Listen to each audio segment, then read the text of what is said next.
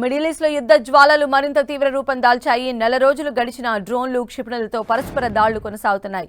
గత వారాంతంలో ఇరాన్ లెబనాన్లోని 250 లక్ష్యాలపై తాము దాడులు చేసినట్లు ఇజ్రాయెల్ సైన్యం ప్రకటించింది.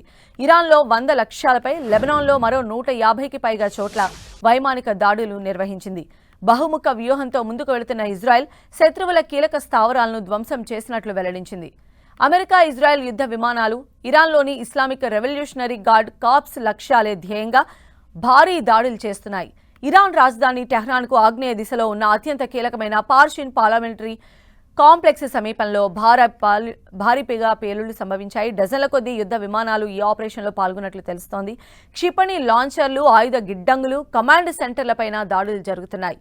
యుద్ధానికి ట్రంప్ తాత్కాలిక విరమణ ఇచ్చినప్పటికీ అమెరికా, ఇరాన్ మధ్య మాటల యుద్ధం కొనసాగుతోంది.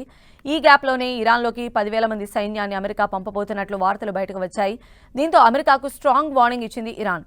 నరకానికి స్వాగతం అంటూ టెహ్రాన్ టైమ్స్ తన మొదటి పేజీలో హెడ్లైన్ పెట్టి అమెరికాకు షాక్ ఇచ్చింది.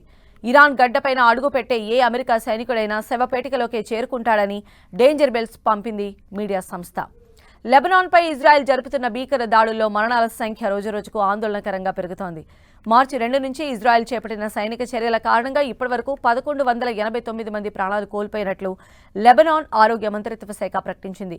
మరో 3427 మంది తీవ్రంగా గాయపడ్డారు. గత 24 గంటల్లోనే 47 మంది మరణించినట్లు అధికారిక గణాంకాలు చెబుతున్నాయి.